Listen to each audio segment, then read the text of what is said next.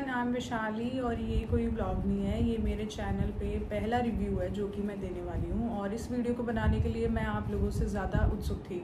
मतलब मुझे टाइम नहीं मिल रहा था। मैं सोच रही थी आज बनाऊँ, कल बनाऊँ, आज बनाऊँ, कल बनाऊँ, लेकिन इतना कुछ चल रहा था घर में कि मुझे इसके लिए टाइम मिल ही नहीं रहा था। आज फाइनली वो दिन आ गया है और इससे ज़्यादा मैं इस वीडियो को लेट करना भी नहीं चाहती थी, क्योंकि 15 दिन ऑलरेडी हो चुके हैं और 15 दिन पहले मेरा गुस्सा यहाँ था, अब 20-30% कम हो गया है। तो कहते हैं ना, टाइम के साथ हम चीज़ें भूल जाते हैं और घर में खुशी का माहौल हो तो बुरी बातें याद नहीं रहती है। तो इससे ज़्यादा इस वीडियो को और लेट नहीं करते हैं। एंड आई नो बहुत से लोग इस वीडियो के इंतज़ार में थे, तो लेट्स बिगिन। और स्टार्ट करने से पहले मैं आप लोगों को बता देती हूँ कि इस वीडियो में मेरा कोई फ़ायदा नहीं है। हमने जितना अपना नुकसान कराना था वो हम करा चुके हैं। यहाँ सिर्फ मैं अपना पर्सनल एक्सपीरियंस शेयर कर रही हूँ जो हमने फेस किया है। और कृपया करके यहाँ बगैर सारी स्टोरी जाने ज्ञान ना दें, क्योंकि जो मैंने हमारे घर में आया सदस्य वाली वीडियो भी डाली थी, उसके नीचे कमेंट सेक्शन में बहुत डिफेंडर खड़े थे। और बाद में मुझे पता चला कि जो कमेंट सेक्शन में लोग डिफेंड कर रहे थे हॉस्पिटल को, वो वहीं काम करते हैं।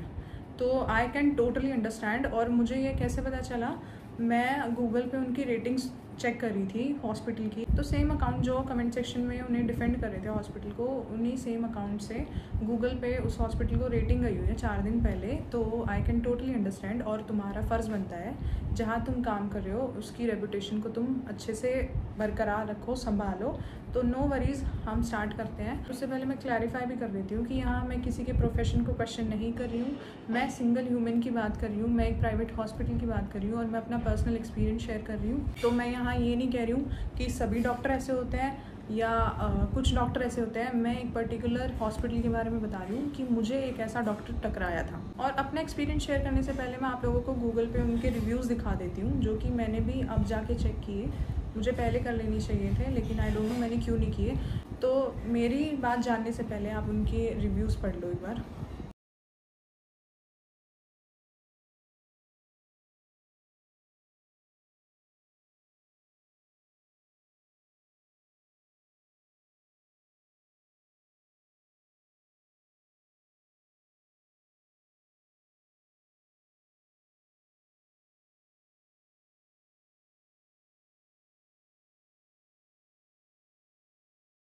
तो अब मैं बताती हूँ हुआ क्या। आप मेरी भाभी को जानते हो, रितु को। तो मेरी भाभी आई गई है, तो मैं आपको अपनी भाभी से मिलवा देती हूँ।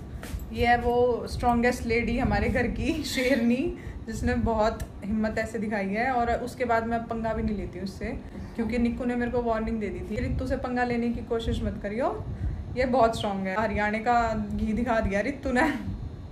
तो भैया अब रितु को रेस्ट करने देते हैं। डे 1 से उनका इलाज, जब से उन्होंने कंसीव किया था, उनका इलाज सावित्री हॉस्पिटल से ही चल रहा था, जिसमें कि उनकी बीपी से लेके हार्ट बीट लेके सारे अल्ट्रासाउंड सब कुछ फर्स्ट मंथ तो नहीं, सेकंड और मे बी 3rd मंथ से सावित्री हॉस्पिटल से ही चल रहा था। तो सारे टेस्ट उन्होंने खुद अपने क्लिनिक में करवाए थे। सब कुछ नॉर्मल आ रहा था, कोई भी कॉम्प्लिकेशन आज तक उन्होंने नहीं बताई कि ये प्रॉब्लम आ रही है। बच्चे की धड़कन बिल्कुल सही रहती थी, रितु की धड़कन सही रहती थी, बीपी सही रहता था और हीमोग्लोबिन की कभी कोई प्रॉब्लम नहीं रही। 12 से 13 ग्राम हमेशा रहा है, 14 ग्राम भी था, तो कभी भी ऐसी कोई भी कॉम्प्लिकेशन नहीं आई। फ्रॉम डे 1 जब वो रेगुलर चेकअप के लिए बुलाती थी, तो उनका लास्ट में रिस्पॉन्स ये होता था कि सारी चीज़ें ठीक है। तो ऐसे करते करते 9th मंथ आ गया, तब तक कोई हमें प्रॉब्लम नहीं था डॉक्टर से भी। 9th मंथ में उसने बुलाया 20 अगस्त को रितु को टेस्ट कराने के लिए, नॉर्मल चेकअप कराने के लिए। रितु की जो डिलीवरी डेट दे रखी थी वो 1 सितंबर थी और 5 सितंबर थी, तो डॉक्टर ने बुलाया था 20 अगस्त को। उस दिन होना था फिंगर चेकअप। तो मम्मी और रितु गई और डॉक्टर ने चेक किया। तो काफ़ी बार ऐसा होता है कि पेशेंट एक्सपेक्ट नहीं कर रहा होता है और आउट ऑफ नर्वसनेस इमोशंस निकल जाते हैं। तो रितु ने हल्का सा आउच कर दिया होगा जब वो चेक कर रही थी, और मम्मी बिल्कुल पास में ही बैठी थी। तो मम्मी कह रही है मुझे तक नहीं सुनाई दिया था, बिल्कुल हल्का सा था। वहाँ पे डॉक्टर चिढ़ गई। तो डॉक्टर ने रितु को सुनाया कि ऐसे कैसे चेक कर दूँगी, डॉक्टर हूँ मैं, मेरा काम यही है, और ऐसे कैसे नॉर्मल डिलीवरी हो जाएगी जब तुम मुझे चेक ही नहीं करने दे रहे हो। तो ये सब उन्होंने बोला और वो मना कर गई कि मैं चेक नहीं करूँगी। उस टाइम पे वो बहुत ज़्यादा चिल्ला रही थी, बहुत रूड थी वो। उन्होंने बोला रितु को, तो रितु ने स्टिल उन्हें बोला कि कोई नहीं डॉक्टर, आई एम सॉरी, ऐसा कुछ नहीं है, आप चेक कर लो, मैं आपको मना नहीं कर रही हूँ, बस मेरे से गलती से आवाज़ निकल गई। तो सेम डे उन्होंने चेक नहीं किया, उल्टा वो मम्मी से रूड होने लग गई, मम्मी को सुनाने लग गई कि यहाँ जाते हैं, नॉर्मल डिलीवरी चाहिए, नॉर्मल डिलीवरी चाहिए, आप लोगों ने किया क्या है नॉर्मल डिलीवरी के लिए। तो मम्मी ने बोला बड़े नॉर्मल तरीके से कि आज तक आपने सारे टेस्ट किए हैं, आपने कोई भी ऐसी कॉम्प्लिकेशन बताई नहीं कि आप ये करो और ये दिक्कत फ्यूचर में आ सकती है आपके पेशेंट के साथ, तो थोड़ा सा सीरियस हो जाओ। ऐसा कभी आपने बोला ही नहीं कुछ। और जो भी घर में काम होते हैं वो तो कर ही रही है और ऊपर से वॉक भी हो जाती है, तो आप किस बेस पे ये चीज़ कह रहे हो कि नॉर्मल डिलीवरी के लिए किया क्या है। उस टाइम पे भी जब मम्मी को वो ये सब बोल रही थी तो मम्मी ने सोचा कि डिलीवरी इसने करानी है तो मुझे आर्ग्यूमेंट नहीं करना चाहिए। तो फिर घर आते आते उन लोगों का डिस्कशन हुआ, मम्मी का, रितु का, रिंकू का। तो उस टाइम पे हम थोड़े से डाउटफुल हो गए थे कि आज उसका कोई तुक नहीं बनता था रूड होने का, और वो भी एक प्रेग्नेंट लेडी से जिससे तुम ऑलमोस्ट 8th मंथ से टच में हो, क्योंकि फर्स्ट मंथ में तो हम नहीं गए थे, शायद 3rd मंथ में गए थे। तो 7-8 मंथ से तुम खुद उनके टच में हो, तुम सारी चीज़ें खुद करा रहे हो, टेस्ट खुद करा रहे हो, दवाइयाँ दे रहे हो, हर मंथ चेक कर रहे हो, तो स्टिल तुम उस बंदी से 9th मंथ में रूड हो रहे हो। तो डॉक्टर का तो एक ऐसा बिहेवियर होना चाहिए कि वो पोलाइट होनी चाहिए, ना कि उल्टा रूड। तो उस टाइम पे ये चीज़ें हमें खटकी और रितु डर गई थी। रितु ने उस टाइम पे बोल दिया था कि मम्मी मैं इससे डिलीवरी नहीं कराऊंगी। तो मीन टाइम हमने बाकी डॉक्टर्स को ढूंढना शुरू कर दिया था कि कौन हमारे नियर बाय पड़ता है, और हमें लकीली एक गायनिक मिल गई थी और हम कहीं ना कहीं रिलैक्स हो गए थे कि ठीक है वो नहीं तो हम यहाँ देख लेंगे। तो डॉक्टर तो हमें मिल गई थी, लेकिन मम्मी ने सोचा कि सावित्री वालों ने 22 अगस्त को बुलाया है तो एक काम करते हैं जाके चेक कर लेते हैं, डिलीवरी हम वहाँ नहीं कराएंगे, लेकिन देखते हैं अब वो क्या बोलते हैं। और आज भी ऐसे ही बदतमीजी से बात करते हैं क्या, क्योंकि ऐसा हो जाता है काफ़ी बार कि डॉक्टर्स भी चिढ़ जाते हैं या फिर उनका भी मूड ख़राब हो सकता है। तो आज जाके देख लेते हैं। तो 22 अगस्त को मम्मी और रितु गई, तो मम्मी को बाहर बैठे आधा से 1 घंटा हो गया उनके हॉल में वेट करते। डॉक्टर नहीं आई, नर्स नहीं आई, तो फिर मम्मी ने नर्स से जाके खुद ही पूछा कि भाई 1 घंटा हो गया है और इतना टाइम थोड़ी लगता है चेकअप में।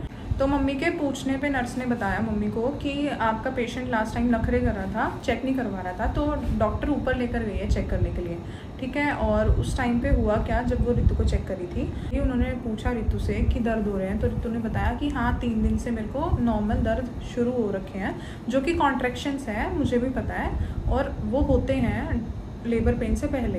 तो डॉक्टर ने बोला कि आपके ये लेबर पेन ही है, आपके लेबर पेन शुरू हो गए हैं और आपकी जो सर्विक्स है वो डायलेट होनी शुरू हो गई है, मतलब मुंह खुलना शुरू हो गया है। उसी टाइम उसने चेक करते वक्त रितु को बगैर बताए, रितु से बगैर पूछे जो वाटर बैग था वो लीक कर दिया, पानी जिसमें बच्चा होता है वो निकाल दिया, ये बोल के कि आपको 3 दिन से लेबर पेन शुरू हो रखे हैं और ये कॉन्ट्रैक्शंस लेबर पेन के ही हैं, और जिसमें कि जो सर्विक्स थी वो सिर्फ 2 सेंटीमीटर डायलेट हुई थी।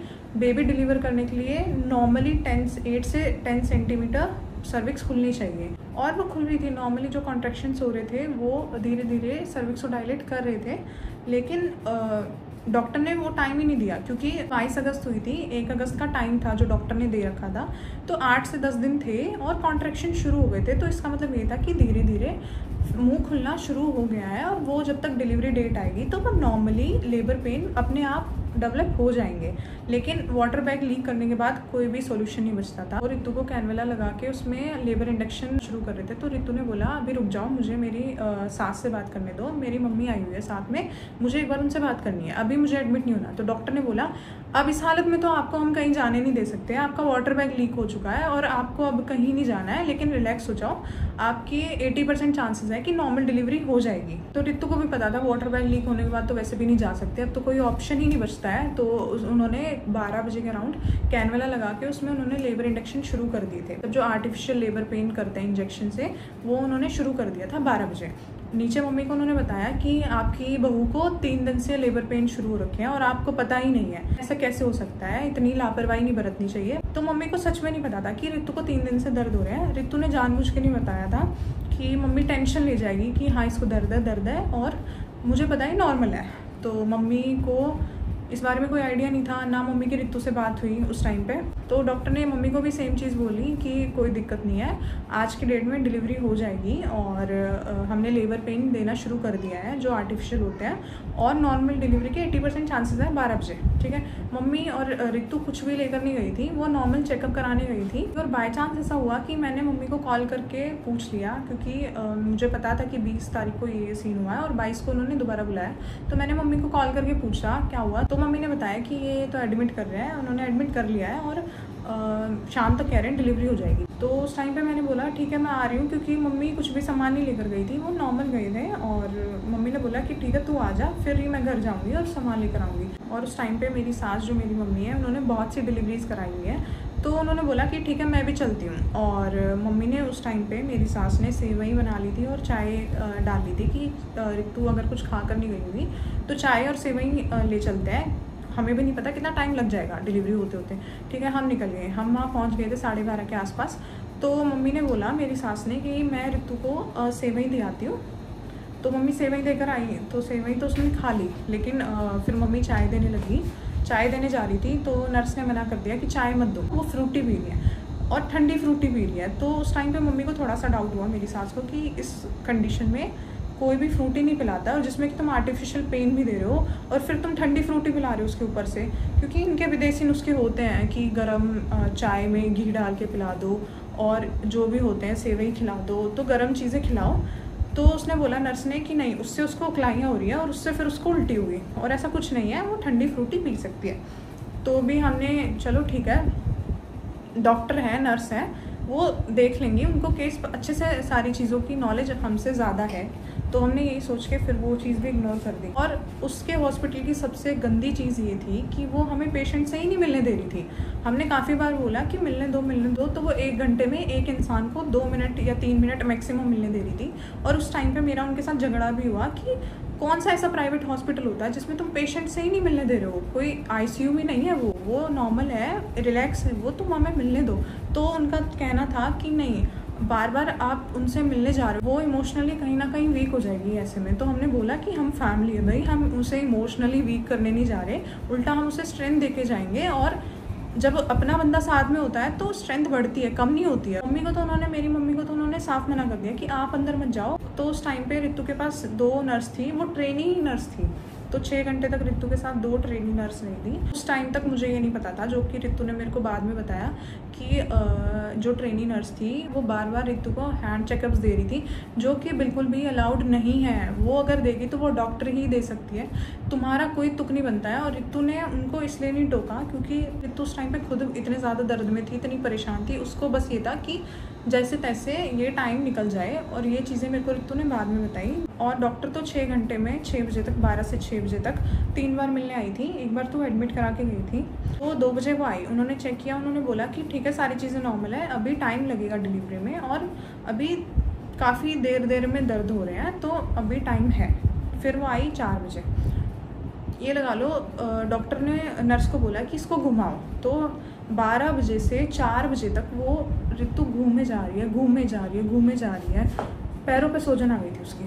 तो रितु ने अपनी तरफ से हार नहीं मानी थी। फिर डॉक्टर आए 4 बजे उन्होंने बोला सर्विक्स का मुंह पूरा खुल गया है, लेकिन बेबी नीचे शिफ्ट नहीं हो रहा है, बेबी ऊपर है और अभी लास्ट टू लास्ट हमारे पास 2 घंटे हैं। तो उन्होंने मम्मी को ये चीज़ बोली, और कहीं ना कहीं उस टाइम तक हमें ये चीज़ समझ में आ गई थी कि चांसेस है कि ये 6 बजे आके बोलेगी कि ऑपरेशन होगा, क्योंकि जो रितु के साथ एक और एडमिट थी उसका ऑपरेशन होना था 6 बजे। सावित्री हॉस्पिटल की डॉक्टर है जो डिलीवरी कराती है, वो जो किडनी में इंजेक्शन लगता है ऑपरेशन सिजेरियन सेक्शन के टाइम पे, वो खुद नहीं लगाती है, वो बाहर से डॉक्टर आता है लगाने।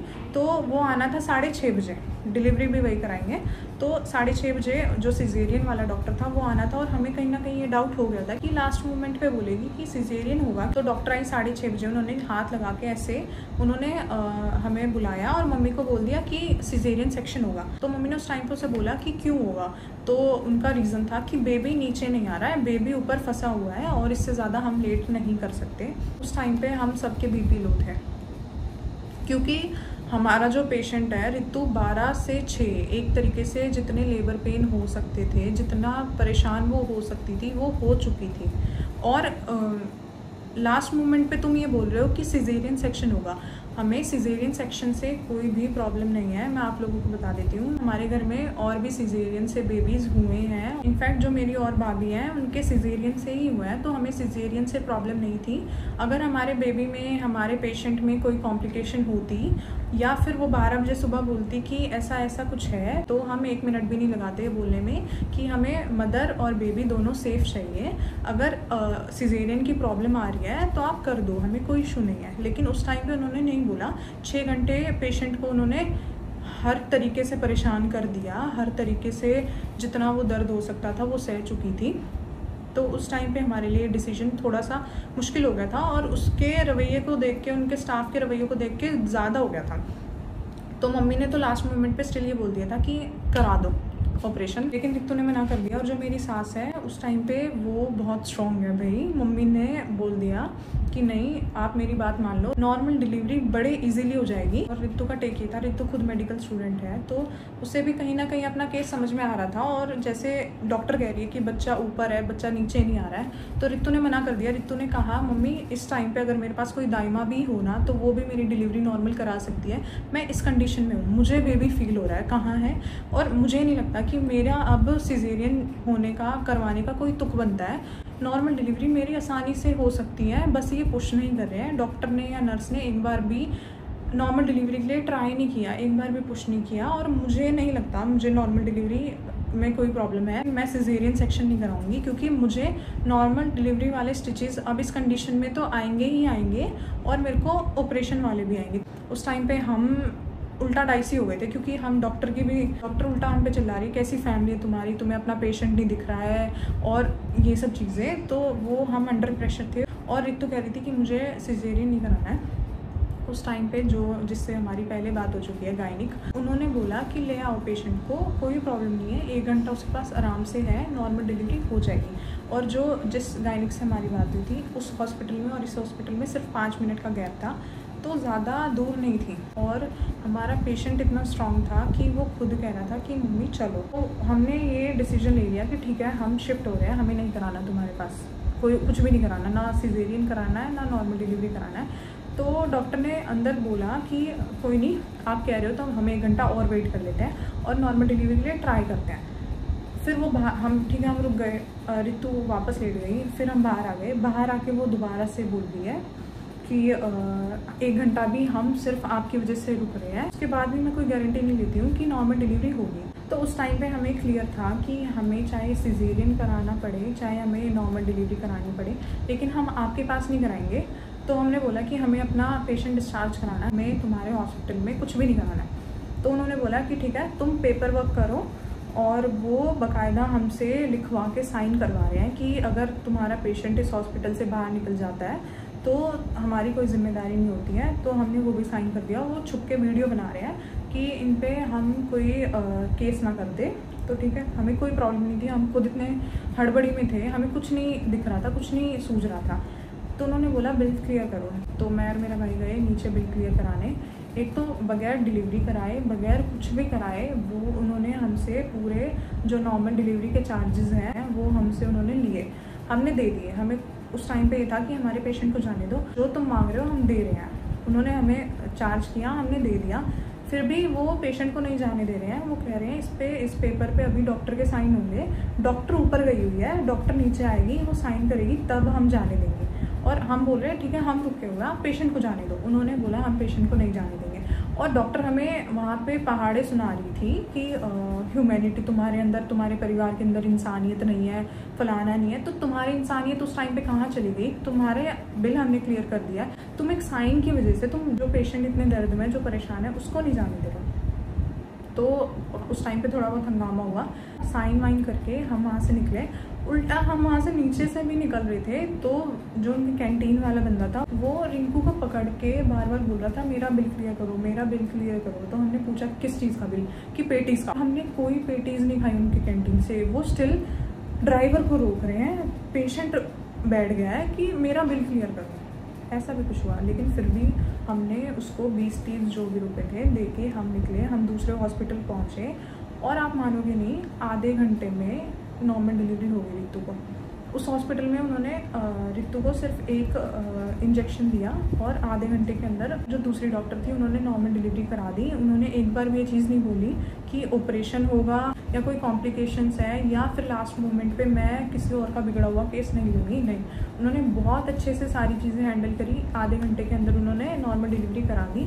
लेकिन जो सावित्री हॉस्पिटल का भुगतान था वो हमें करना पड़ा, वो हमारे बेबी को करना पड़ा।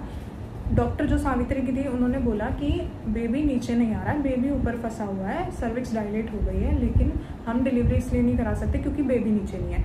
और जो डिलीवरी के टाइम पे प्रॉब्लम आई और जो डॉक्टर ने हमें बताया वो ये था कि बेबी बहुत लंबे टाइम तक नीचे सर्विक्स में फंसा रहा है, वो बच्चा पुश कर रहा है, उसकी मदर पुश कर रही है, लेकिन डॉक्टर ने एक बार भी नॉर्मल डिलीवरी के लिए ट्राई नहीं किया, जिसकी वजह से बेबी की धड़कन कम होती आ गई थी। और जो सिर पे स्वेलिंग, मैंने लास्ट ब्लॉग में बाय मिस्टेक ये बोला था कि इंजेक्शन देने की वजह से बेबी के सिर पे स्वेलिंग आई है, तो नहीं, इंजेक्शन देने की वजह से बेबी के सिर पे स्वेलिंग नहीं आई थी। जो नर्स ने ऋतु को बार बार चेक किया और जो एक बहुत सेंसिटिव स्किन होती है बेबी की, और उसको बार बार टच होने की वजह से और बहुत लंबे टाइम तक सर्विक्स में फंसे रहने की वजह से उसके सिर पे स्वेलिंग बनी थी।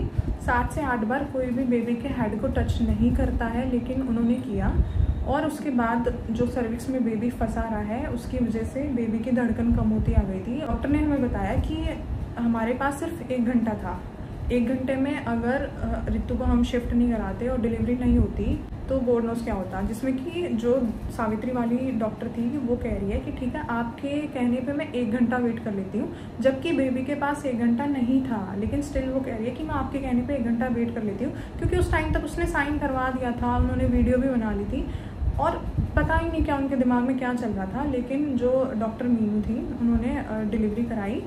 बेबी को हमें 5 दिन नर्सरी में शिफ्ट करना पड़ा क्योंकि सर्विक्स में फंसे रहने की वजह से उसकी ऑक्सीजन आधी हो गई थी जिस टाइम तक उसकी डिलीवरी हुई। तो ये सब हुआ हमारे साथ, और बहुत कुछ हुआ। अब तो मैं बहुत सी चीज़ें भूल गई हूँ क्योंकि 15 दिन का गैप आ गया है। उस टाइम पे घाव थोड़े से ताज़ा थे, अब छुटकू के आने की वजह से वो थोड़े से दब गए हैं, लेकिन ठीक है, अंत भला तो सब भला। लेकिन मेरा ये वीडियो बनाने का सिर्फ एक ही मकसद है कि जो चीज़ें मैंने फ़ेस की हैं, जो हमारी फैमिली ने फ़ेस की हैं, वो आप लोग मत करना, बिल्कुल भी मत करना। आप कहीं भी जाओ, चाहे आप सावित्री हॉस्पिटल में जाओ, वो आपका टेक है, आप जा सकते हो, मैं किसी को रोक नहीं रही हूँ, लेकिन मैंने अपना एक्सपीरियंस शेयर कर दिया। और अब आप जा रहे हो तो एक बार बैकग्राउंड चेक कर लेना, जिस डॉक्टर से आप इलाज चलवा रहे हो उसको देख लेना, उनका बिहेवियर कैसा है और उस हॉस्पिटल की रेपुटेशन कैसी है। तो ये चीज़ें आपको ध्यान में रखनी चाहिए। हमने उस टाइम पे नहीं रखी, वो हमारी लापरवाही थी, जिसका भुगतान हमने अच्छे खासे तरीके से किया। तो एक मेरे कमेंट सेक्शन में बंदा था उस वीडियो में, और जिसने बोला कि सिजेरियन में प्राइवेट हॉस्पिटल को कुछ नहीं बचता है, इतना ही उन्हें टेक केयर करना पड़ जाता है, उनका कुछ उसमें फ़ायदा नहीं होता है। तो भाई किस बेस पे कह रहे हो आप? मतलब आपको पता भी आप क्या कह रहे हो? कौन सा ऐसा हॉस्पिटल है जिसको सिजेरियन सेक्शन में बच नहीं रहे हो, और अगर वो टेक केयर करते हैं ना तो उसका अच्छे से अलग से चार्ज करते हैं। ऐसा कुछ नहीं है कि उन्हें कुछ नहीं बचता है। और दूसरी बात, हम उस चीज़ पे नहीं थे कि हमें सिजेरियन नहीं कराना है, हमें नॉर्मल डिलीवरी कराना है। ये हमारा कभी भी मकसद नहीं था कि हमें नॉर्मल डिलीवरी करानी है, लेकिन जो कंडीशन थी उस टाइम पे हमें नॉर्मल डिलीवरी करानी थी क्योंकि हमारा पेशेंट तैयार नहीं था और उसे फील हो रहा था कि बेबी नीचे है, लेकिन डॉक्टर को नहीं हो रहा था। ऊपर से वो नहीं चाहती थी कि मैं 2 जगह स्टिचेस लूँ, तो ये कंडीशन थी हमारी। और जिसमें कि हमें दूसरा डॉक्टर बोल रहा है कि नॉर्मल डिलीवरी हो जाएगी, तो हम कहीं ना कहीं कॉन्फिडेंट थे कि ऋतु अगर एज अ पेशेंट उसे फील हो रहा है, या डॉक्टर खुद कह रही है, तो ये कंडीशन थी हमारी। और ये सब हुआ। मैंने सोचा था कि बाद में मैं डिलीवरी होने के बाद मैं उस हॉस्पिटल में जाऊं और उस डॉक्टर को क्वेश्चन करूं कि आप तो बड़ी गारंटी से कह रहे थे कि नॉर्मल डिलीवरी कहीं भी नहीं होगी, तो अब कैसे हो गई? या तो उनको उस टाइम पे ये कॉन्फिडेंस था कि इस टाइम पे कोई भी किसी का केस नहीं लेता, या फिर उनको ये था कि दूसरा प्राइवेट हॉस्पिटल भी यही सेम चीज़ बोलेगा, व्हाटएवर। तो मैं नहीं गई। उस टाइम पे हम खुश हो गए थे कि हमारा बेबी आ गया है, और थोड़े से टेंशन में भी थे क्योंकि वो होते ही नर्सरी में शिफ्ट हो गया था, और जो कि सिर्फ सावित्री वालों की वजह से था।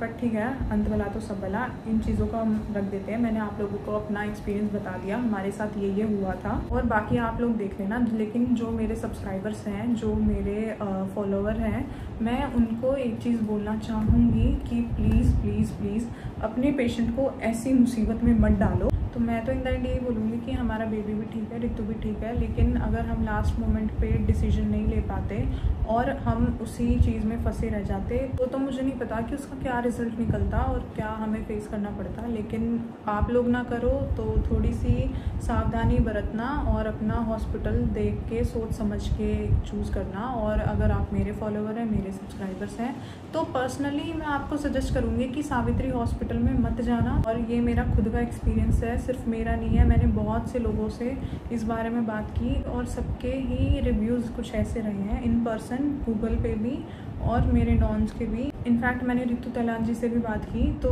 उनका भी सेम केस था। उनका भी कहना यही था कि 1 साल पहले इन्होंने रितु का भी केस बिगाड़ दिया था। तो ऐसा नहीं है कि हम इकलौते हैं जिनके साथ सावित्री हॉस्पिटल में ये सब हुआ, बहुत से ऐसे लोग हैं, लेकिन इतना स्ट्रॉन्ग एक्शन आज तक उन पे लिया नहीं गया है। और मुझे पता है कि जितना आप लोग वेट कर रहे थे ना, उतना ही उनका स्टाफ भी वेट कर रहा है, क्योंकि उन्हें पता है मैं ब्लॉग्स बनाती हूँ, तो वो वेट में ही है कब मैं ब्लॉग डालूँ और कब वो नीचे लाइन लगाए अपने कुछ प्यारे प्यारे शब्दों के साथ। तो आई डोंट केयर, जिसके बारे में मैं अच्छा रिव्यू देना चाहती हूँ मैं दूंगी, जिसके बारे में मैं नहीं देना चाहती, जिसके साथ मेरा एक्सपीरियंस अच्छा नहीं रहा, तो वो मैं अपने सब्सक्राइबर्स के साथ ज़रूर शेयर करूँगी। तो जो तुमसे बन पड़ता है तुम कर लो, आई डोंट केयर।